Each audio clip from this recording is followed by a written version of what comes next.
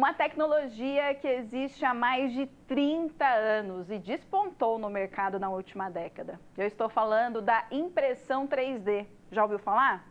Também conhecida como manufatura aditiva.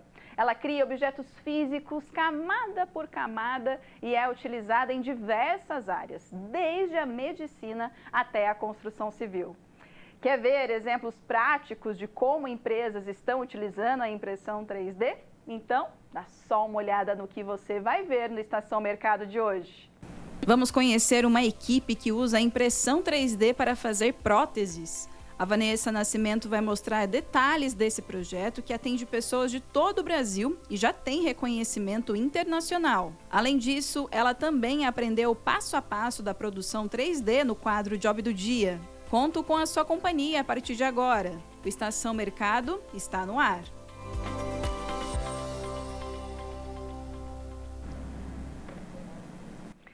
E aqui no programa eu tenho a companhia da intérprete de Libras, Tamires Caetano, que não vai deixar faltar nenhuma informação para a comunidade surda. Tamires, oi, tudo bem? Obrigada pela sua companhia aqui hoje com a gente. E eu tenho a companhia aqui no estúdio do Gustavo Costa de Oliveira, que é engenheiro mecânico e vai nos ajudar a entender esse universo da indústria de impressão 3D. Gustavo, seja muito bem-vindo à Estação Mercado, viu? É um prazer estar aqui contigo, Fernanda. Gustavo, primeiro de tudo, explica pra gente um pouco dessa tecnologia. Eu não sei se acontece contigo, Fernanda, mas muitas das tecnologias que a gente vê hoje, a gente fala, nossa, é recente, e quando a gente vai ver, já tem mais de 30 anos. É o caso da manufatura aditiva ou impressão 3D, que é a mesma coisa, são correlações de nomes que são utilizados. Ela surgiu na década de 70, na verdade, os primeiros estudos no Japão, passou um pouco pela França e as primeiras impressões aconteceram no início da década de 80 nos Estados Unidos.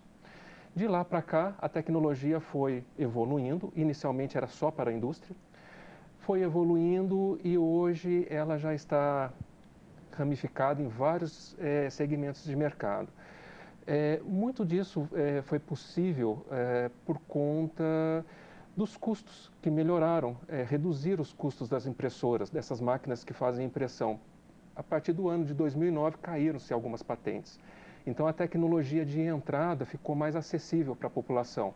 E cada vez mais os preços vêm diminuindo e possibilitando a utilização. E sendo mais acessível. E tão acessível que a gente tem alguns exemplos aqui, a gente vai mostrar para vocês uns vídeos que a gente tem muitos setores que acabam utilizando essa impressão 3D. A gente vai estar assistindo aí esses exemplos da sua impressora, né, Gustavo? Isso. Fazendo algumas... São peças... Alguns exemplos, as peças. Você trabalha no setor da indústria, né? Isso, eu trabalho para a indústria. Eu tenho uma startup que ela é residente dentro de um hub de inovação tecnológica em Taubaté. E a ideia é apresentar peças de reposição para a indústria. Cada vez mais está difícil a indústria conseguir peças para suas máquinas, porque o nosso parque tecnológico é muito antigo, né? Ou quando as máquinas são muito novas, também tem muita dificuldade para fazer a importação, principalmente depois da pandemia, problemas mundiais. Então, a ideia é essa, de estar apresentando peças para a indústria. E aí tem as peças prontas aqui no estúdio para a gente mostrar para vocês, né, Gustavo? Mostra aqui para a gente. Uma delas que passou na última parte do vídeo é essa, já pronta, né? Isso daqui é uma válvula que é utilizado para água, mas aqui no caso ela não tem o objetivo de ser funcional, ela é para ser demonstrativo, né, para mostrar um equipamento. É um tipo de equipamento que, para ser fabricado, ele demora, no método tradicional, de 30 a 45 dias. E com a impressão 3D, em questão de 5 dias, entre desenhar, projetar e fazer ela na impressora, é possível de ter a peça pronta. Então, a gente consegue demonstrar a parte de engenharia, a parte de design do equipamento e até mesmo ser utilizado em feiras para demonstração do produto. Isso facilita bastante. Outra peça é essa aqui já pronta também, que a gente mostrou no vídeo, né? Essa é o quê? Isso daqui está demonstrando uma bomba de água. O fim dela também é para mostrar os componentes que existem numa bomba de água, né? Mas para fins educativos. Numa aula, numa demonstração de hidráulica e tudo mais, pode ser utilizado a parte física do equipamento. Muito legal. E o outro setor, além da indústria, né, Gustavo, é também da área médica, né? Que você trouxe 2 exemplos aí, mostra pra gente. Coloca os dois na sua mão, por Eu vou favor. começar aqui, vamos lá. Isso daqui é para a área médica, clínica médica, é um equipamento de mais de 50 mil reais que estava parado. O médico ia demorar mais de mês para conseguir fazer esse equipamento funcionar e estava desse jeito aqui a peça. Olha só. Com a impressão 3D, a gente fez a peça em 24 horas e colocou o equipamento para funcionar. E isso tem sido uma demanda no mercado. Era uma coisa que eu não visualizava e que começou a surgir a demanda. Pois é, Gustavo, é bem acessível, né? Essa popularização da tecnologia vem ajudando no crescimento do setor? Você vem sentindo isso? Eu sinto que sim. Quando a gente pega a impressão 3D nos Estados Unidos, na Alemanha, na China, é algo que já é concretizado, já está acontecendo e eles já estão num outro patamar de evolução. Aqui no Brasil, ela começou a ganhar mais destaque nos últimos 15 anos, vamos dizer assim. E a popularização dela está ajudando o conhecimento cada vez mais da tecnologia. Hoje no Brasil, onde está sendo mais utilizado é na área médica. Construção civil também já está começando a aparecer algo que nos Estados Unidos também já é realidade e aqui também já está começando a acontecer. A indústria está começando a conhecer. Quando a gente fala de multinacionais, que traz já o conceito de fora, já é uma realidade. As indústrias que são menores, de pequeno porte, de médio porte, estão começando a conhecer. E aí é onde as startups, no meu caso, a gente entra para estar auxiliando. Que ótimo. A gente vai dar mais exemplos no próximo bloco, viu? O Gustavo segue aqui com a gente aqui no estúdio para continuar falando sobre esse mercado. E você que nos assiste também, fique por aí que dá só uma olhada no que a Vanessa vai trazer para a gente depois do intervalo. A Vanessa foi conhecer um projeto que ajuda pessoas que tiveram perda ou malformação de membro superior com próteses produzidas pela tecnologia de impressão 3D. É já já!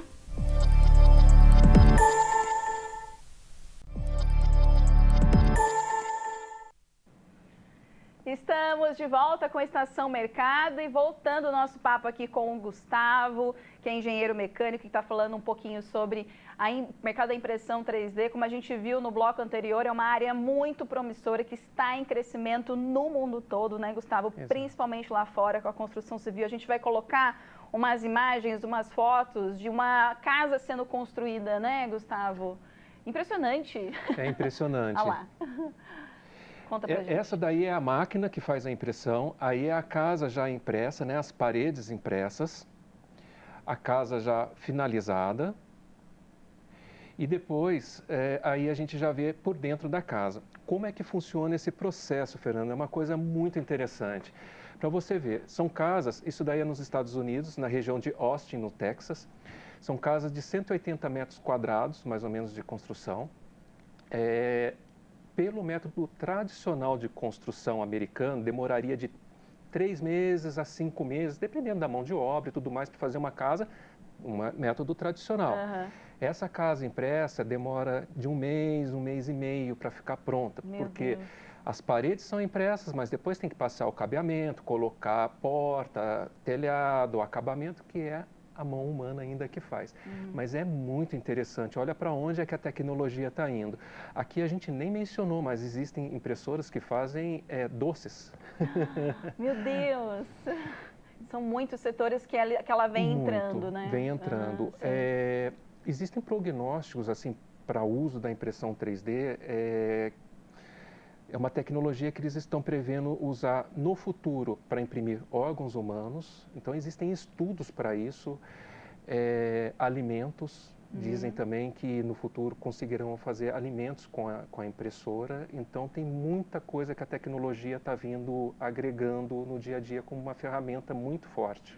Sim, e tem curso de capacitação para usar essa tecnologia, Gustavo? Porque um exemplo é você que já era um engenheiro mecânico, você já, né, você foi entrando nessa tecnologia aos poucos, né? Porque geralmente o profissional que já trabalha em uma área busca a impressão 3D ou primeiro aprende a impressão 3D e depois foca em algum setor, né, em algum mercado. Eu vou contar um pouquinho o que aconteceu comigo. Eu venho da indústria, 25 anos da indústria tradicional, onde, para fazer um material, a gente usa um método subtrativo, ou seja, a gente parte de um bloco de material que vai trabalhando ele, vai tirando material até chegar no produto final.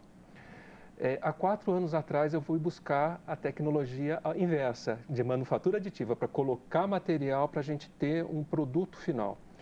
Quando eu fui buscar essa tecnologia, Fernando, eu fui buscar fora do país. Eu fui me capacitar com cursos à distância em universidades fora. E isso abriu a minha cabeça. Para você ver, essa tecnologia, em um dos cursos que eu fiz por Universidade dos Estados Unidos, é um curso que está dentro da área de negócios, da escola de business. Não está dentro de engenharia. Olha para você ver. Essa tecnologia, ela nasceu com um DNA multidisciplinar. Você tem que ter vários conhecimentos, não é só de engenharia. Negócios, humanas, são vários conhecimentos. Então, eu saí de uma coisa tradicional e fui buscar essa tecnologia para dar continuidade à minha linha de conhecimento.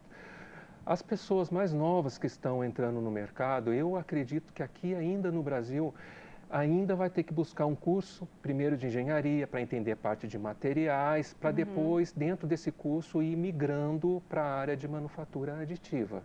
Sim, ótimo. Existem cursos aqui no Brasil hoje que ensinam a pessoa a trabalhar com a manufatura aditiva. Por exemplo, a Escola do Senai. A Escola do Senai, ela ensina a colocar a mão na massa realmente, como é que funciona uma impressora, tudo que precisa para funcionar. Muitas pessoas compram a impressora por hobby, né? Começou assim, na verdade, muita gente, né, nesse mercado, muita gente começou Quando assim. começou. E, olha, tem que tratar a impressora, eu costumo dizer assim, fala-se impressora, mas é uma máquina de produção. Exatamente. Se é impressora de papel que a gente utiliza, a gente já apanha, então uma impressora também a gente apanha um pouquinho ali no começo, mas depois que gosta, Sim.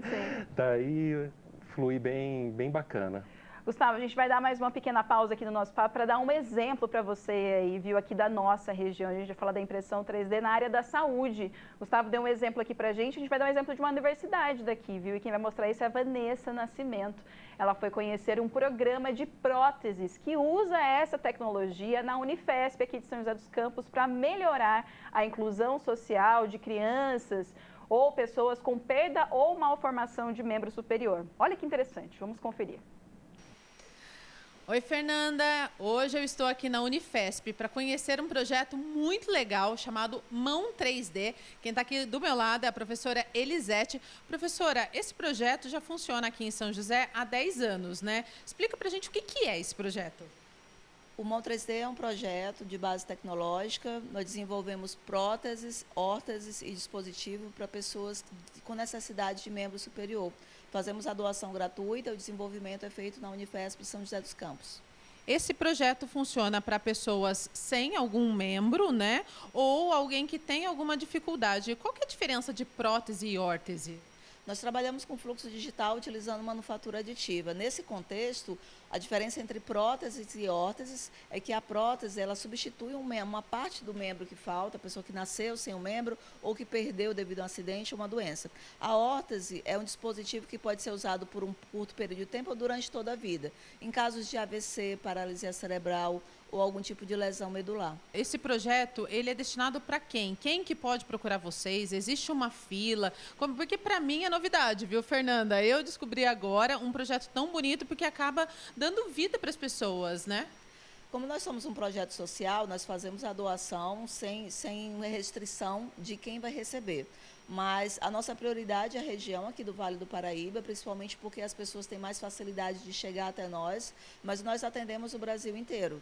Porque essa questão de prótese, por exemplo, de membro superior infantil, atualmente o SUS não fornece. Então, é uma demanda enorme no Brasil, principalmente a questão também de pessoas que tiveram uma amputação ao longo da vida. Nós atendemos as pessoas que têm necessidades, a nossa prioridade geralmente é quem está precisando mais. Vocês fazem todo o processo aqui, né? A gente está vendo ao fundo aqui algumas impressoras. Vocês criam a prótese ou a órtese no computador, através de um programa, e depois vocês imprimem isso. No caso de uma criança que não é daqui de São José, como que vocês fazem isso, né? E a pessoa vem aqui buscar e dá no tamanho certinho, professora? Acho que é das crianças que nós já atendemos que moram à distância, já teve criança da Venezuela, de Roraima, foram os lugares mais distantes. Precisamos apenas das informações das dimensões do braço do membro remanescente. Nós fazemos essa coleta das medidas e fazemos a produção aqui. Um dos requisitos é que a pessoa tenha condições de vir até aqui receber a prótese ou que nós possamos ir lá com a equipe e fazer a entrega. Já aconteceu também da equipe ir pessoalmente entregar em vários lugares do Brasil. E olha só, Fernanda, acredita que eles estão indo para a Alemanha para representar esse projeto, representar São José, representar o Brasil. Não é a primeira vez, né? O que vocês vão fazer na Alemanha, professora? Nós temos uma cooperação com a Westfälische Hochschule, é uma universidade que fica na cidade de Bocholt, e foi uma proposta inicial de oferecer um minicurso lá. Esse minicurso virou uma disciplina, é uma disciplina agora do catálogo do curso de Bionic, e a disciplina é basicamente o que nós fazemos aqui no laboratório. Nós formatamos todos os projetos, o Mão 3D é um dos projetos, mas tem vários projetos na área de prótese e órtese, e formamos essa disciplina. Na Alemanha, eles têm muito interesse em conhecer o nosso trabalho, porque eles não conhecem esse tipo de assistência social, de doação de próteses por manufatura aditiva.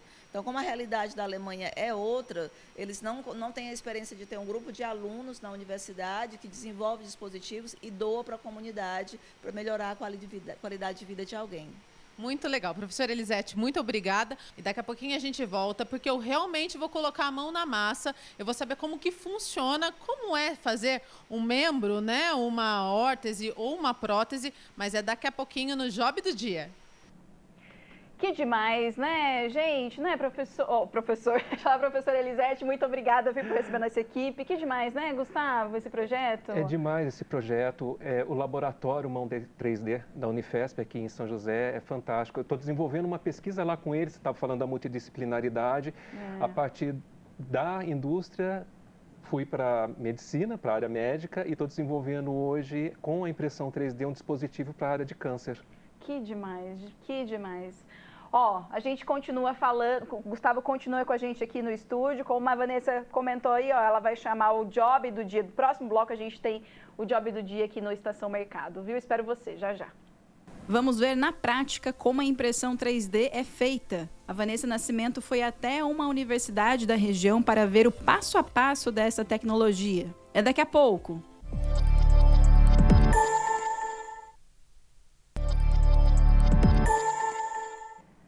O Estação Mercado está de volta e, ó, no último bloco a Vanessa mostrou pra gente o uso da impressão 3D em prol da inclusão. E agora eu quero ver ela com a mão na massa mesmo, viu? Qual é o passo a passo para usar essa impressão, hein? Vamos descobrir agora no quadro Job do Dia. Oi, Fernanda, eu tô aqui com o Eduardo e tô com um robozinho na minha mão. Isso daqui é um scanner, né, Eduardo? Certo, exatamente. Vou fazer o Job do Dia agora. A gente vai fazer uma órtese. Como a Elisete tinha explicado no VT anterior, é um apoio de punho, é isso, né, Eduardo? Isso, uma órtese para imobilizar o punho em caso de fratura. E a primeira coisa, isso daqui é um aparelho que vai escanear o braço do Eduardo e a gente vai fazer isso no seu braço. Eduardo, você trabalha com isso há quanto tempo? Agora eu estou no Mão 3D fazem quase 2 anos e a gente adquiriu o scanner no começo do ano com o nosso projeto para fazer órtese para reabilitação pós-AVC, tratar sequelas do AVC. E quem que mais procura vocês? A gente, como começou fazendo mais próteses, tem uma maior visibilidade na área de pessoas com amputação, né? Só que essa área de órtese está crescendo muito a demanda, a necessidade, muitas vezes o SUS não consegue atender também. E esses dispositivos de órtese são coisas que não são muito comuns no mercado. A gente tem o processo tradicional de criação, quando não usa impressão 3D, mas ainda assim são poucas as clínicas no Brasil que fazem esse trabalho. Tem alguém em casa assistindo falando assim, queria trabalhar com isso. Você é formado em engenharia, em computação gráfica, qual que é a sua formação? Na verdade, eu sou formado em design industrial. Vim para cá porque eu conheci o programa por um congresso científico, né? A gente está aqui na Unifesp no curso de bacharel de Ciência e Tecnologia, então tem muitas engenharias também que os alunos podem se inscrever nos processos seletivos, além da pós-graduação, né? Que começa a ter o contato com o Mão 3D, que foi o meu caso. Quais são as áreas que podem trabalhar nisso, Eduardo? A gente tem profissionais da área da saúde, tem profissionais da engenharia, tem profissionais do design, já teve engenheiro de materiais, engenharia biomédica, então é uma área bem interdisciplinar. Ok. Escaneei tudo, seu braço está completo Isso, lá. dá mais um play. Eduardo, eu escaneei direitinho? Acho que para uma primeira vez tá muito bom, sim. Ficou com toda a geometria ao redor, o scanner não se perdeu, que é quando a gente fala que ele não acha referência do que está escaneando. Acho que até pelo esse primeiro scanner a gente já conseguiria fazer o dispositivo prontinho. Então a gente vai fazer o seguinte, Fernanda, agora eu vou lá pro computador e a gente vai mandar esse material que a gente escaneou para a impressora 3D e daqui a pouquinho você vai ver a órtese que eu fiz pro Eduardo. Não sai daí. Bom, Fernanda, eu sei que eu teria que colocar a mão na massa, mas nesse caso aqui, Edu, é muito específico, é bem técnico, é melhor que você faça, né? Isso. A gente vai pegar o scan que a gente fez ali e vai trazer para esse computador e aqui você vai fazer os detalhes. Você ficou bem paradinho com as mãos, mas, por exemplo, uma pessoa que teve um AVC, que treme demais, um bebezinho, não mexeria mais essas mãos. Como que você faria?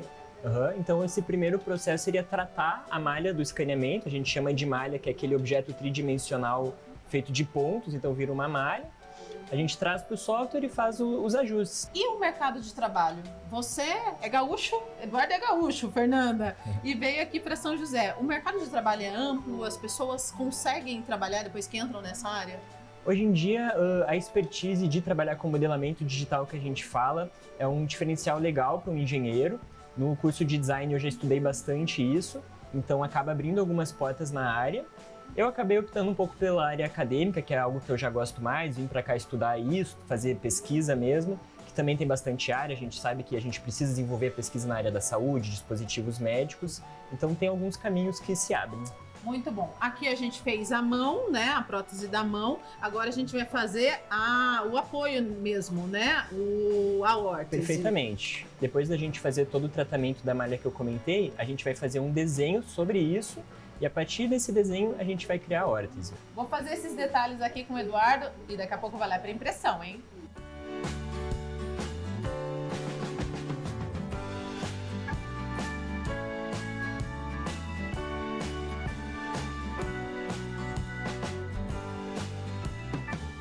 Eduardo, aqui a nossa órtese está quase finalizando. Fernanda, ela está saindo literalmente do forno. Vou aproveitar e perguntar para você. Você falou que você optou pela área acadêmica, mas nessa área de tecnologia, de órtese, prótese, é um mercado infinito, né? O mercado de trabalho. É um mercado que, como eu mencionei, ele não tem muita visibilidade ainda, as pessoas não sabem muito dessa área. Agora com a impressão 3D a gente está tendo mais liberdade geométrica de propor esses dispositivos. Fernanda, eu vou tirar aqui a órtese do forninho. O forninho é a impressora, tá? É isso daqui, né? Isso aqui cabe no seu braço, ali tem que caber, né? Isso, a gente fez, né, em relação ao scan da minha mão, então ela já sai super customizada com o meu braço e depois a gente passa o velcro. Tá, ó, fiz direitinho. Só que, além da órtese, também está finalizando, acabou de finalizar aqui a mão do Edu. Aqui esse material ele é mais flexível, esse daqui é mais rígido. Isso. Por quê? A impressora ela tem essa capacidade de imprimir um material mais flexível, né? A gente trabalha com isso aqui que a gente chama de biomodelo. Um biomodelo é uma representação do corpo humano. Principalmente quando a gente não tem esse contato com o paciente, ele vem de longe para receber só a órtese, a gente consegue já fazer um teste inicial, ver se está tudo bem, se precisa de alguma alteração. A Elisete falou no bloco anterior, né? Falando que as pessoas mandam as medidas e vocês fazem o projeto, isso, né? Aqui eu encaixo o dedão aqui, encaixo aqui e esse foi o meu projeto. Fernanda, esse aqui foi meu job do dia, eu adorei, amei fazer isso daqui, muito interessante e eu te espero no nosso próximo job. Tchau, tchau! Que demais! Ó, agradecer todo mundo da Unifesp aí de São José dos Campos por ter recebido a nossa equipe, a Vanessa, o nosso cinegrafista também, viu? Obrigada de verdade, viu? Parabéns pelo projeto de vocês, que tenham muitos bons frutos, né? Para fora do Brasil, principalmente.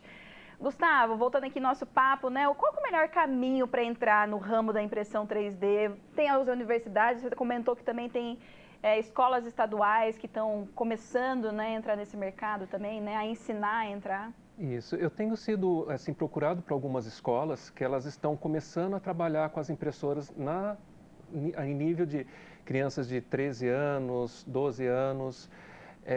Então elas vêm conversar para entender um pouco como que é essa tecnologia, para saber até qual é o tipo de equipamento que eles devem estar investindo para poder estar esse primeiro contato das crianças com a impressora, né? Que eu acho isso muito importante, isso faz toda a diferença. Aprender uma matemática utilizando a impressora, aprender física, aprender materiais utilizando a impressora. Hoje, as universidades também, elas já estão colocando dentro do curso dela a grade de manufatura aditiva também. Então, isso já está começando a ter esse movimento. A gente tem as escolas técnicas, né, ensinando realmente a utilizar. Eu acho que a manufatura aditiva ou impressão 3D, a gente tem que olhar ela com uma cabeça bem aberta, porque é fantástico, assim, a forma que pode ser utilizada. Não é apenas reproduzir uma peça, é uma nova forma. Para você ver, é uma fábrica, eu vejo assim como se fosse uma fábrica sobre uma mesa. Hoje eu tenho uma fábrica sobre uma mesa, onde precisava de centenas de pessoas, né? Então a gente precisa buscar sempre conhecimento. É multidisciplinar o negócio, Fernanda. Quem quer trabalhar nessa área tem que estar aprendendo constantemente coisas de diversas áreas. Para empreender também, né, Gustavo, buscar essa ferramenta e oferecer esses serviços a partir dessa tecnologia, né, também. Exato. Hoje existe uma coisa chamada que um ecossistema de inovação e tecnologia, que tem os hubs de inovação, né, tem o Parque Tecnológico. Aqui em São José a gente tem o Parque Tecnológico, dentro dele a gente tem um hub de inovação, que é o Nexus. Jacareí também tem um, que é uma incubadora, onde a pessoa que quer empreender, por exemplo, com manufatura aditiva ou com novas tecnologias, são ambientes propícios para esse tipo de desenvolvimento. Taubaté tem, Pinda está começando a desenvolver algo também, que são empreendedores para trabalhar com as novas tecnologias. Que ótimo. Gustavo, olha, o assunto rendeu, viu? E a gente ficou com mais vontade ainda de falar mais sobre esse assunto, desse mercado. Tenho certeza que futuramente você deve voltar aqui para falar, ou novos empreendedores, novos profissionais como você também, para a gente continuar falando. Muito, muito obrigada, viu, pela sua participação aqui. Eu que agradeço. É um mundo fantástico para quem quer empreender, vale muito a pena. Obrigada de verdade, viu? Tamira está do meu ladinho aqui, muito obrigada pela sua companhia hoje aqui com a gente, viu? Mais uma vez, você que está aí, viu? Te encontro na próxima segunda-feira, às 16h. Até lá, vai acompanhando a gente nas redes sociais, revendo os programas, todos os conteúdos, na nosso Instagram, no YouTube, no Facebook também, viu? O endereço você já sabe, @TV Câmara SJC. É isso, tchau!